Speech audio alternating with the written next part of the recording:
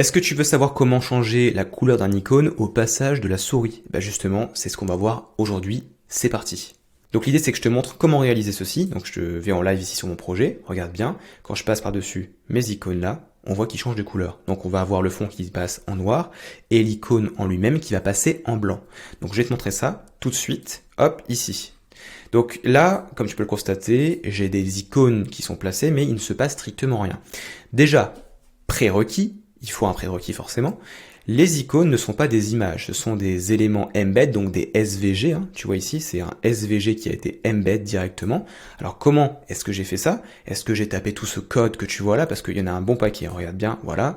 Absolument pas. En fait, il existe une librairie d'icônes faite pour Webflow qui a été créée par Rilium. Donc je vais te montrer ça tout de suite. Icon Rilium. T'as qu'à mettre juste ça. Tu cliques sur Entrée, et là, tu as la librairie donc d'icônes de Rilium. Et en fait, il y a un truc qui est génial. Par exemple, là, ici, si je vais mettre, je sais pas, Twitter, voilà, je vais avoir donc, eh bien, des petits oiseaux de Twitter. Et regarde bien, quand je clique dessus, je peux copier soit pour Webflow, soit pour Figma. Donc, tu copies, tu vas venir juste ensuite à ce niveau-là. Donc, par exemple, là, je vais supprimer celui-ci. Donc, je copie l'icône et je le colle.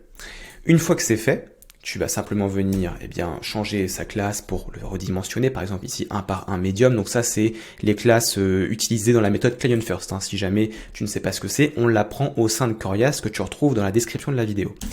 Donc là on va mettre plutôt icon 1 par 1 small, comme ceci, alors pas du tout, non, pas du tout, qu'est-ce qu'on avait mis à côté? 1.5, small 2, ah bon, oui effectivement il y a eu des petits duplicata de classes, donc on va mettre 1 par 1 small 2, tac. Et maintenant, on va pouvoir passer à la transformation de notre icône, donc de la couleur de notre icône. Donc pour ça, on va utiliser les propriétés CSS au niveau donc du coup du panneau de style ici. Donc on va aller sur la petite flèche au niveau de la classe, on va choisir l'état hover. Et là, ce qu'on va faire, c'est simple. On va descendre déjà au niveau de background.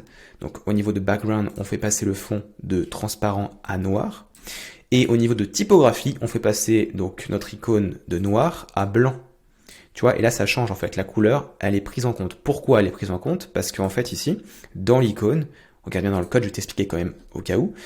Ici, tu vas avoir, alors je vais retrouver ça rapidement, voilà, fill égale current color. À chaque fois que tu auras stroke ou fill current color, ça prendra la couleur de la typographie, justement, de Webflow. Donc, une fois que ça c'est fait, ok.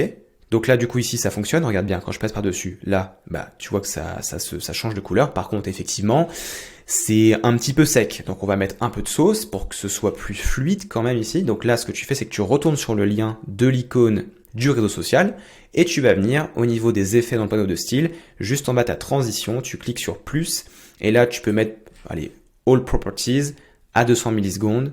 Là, si tu fais une preview dans Webflow, ça fonctionne, c'est génial.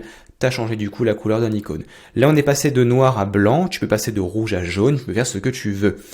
On a fini ce tuto. Voilà, du coup, la vidéo touche à sa fin. Si jamais ce que tu viens de voir dans cette vidéo t'a plu, sache que tu peux apprendre à faire tout un tas d'autres choses au sein de Corias. Donc Corias, c'est une plateforme qu'on a développée pour se former sur Webflow de A à Z. Donc à travers plusieurs formations, à travers également différents niveaux de progression. Donc si jamais tu débutes sur Webflow, bah, tu es le bienvenu.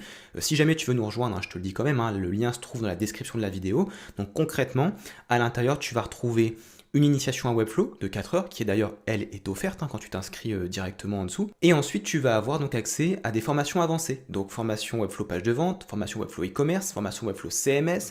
Bref, on couvre un maximum de choses au niveau de l'outil. Bien évidemment, ce que je viens de te citer ici, ce sont les formations principales. On a également de la formation continue. Donc, tous les mois, on va rajouter des nouvelles leçons parce qu'on le sait, le no-code, ça évolue très vite. Si tu veux pas que tes compétences soient obsolètes sur le marché rapidement, eh bien, il faut te former continuellement. Comme je te l'ai dit, tu retrouves ça dans la description de la vidéo. On t'attend à l'intérieur avec impatience et moi je te dis à bientôt dans une prochaine vidéo.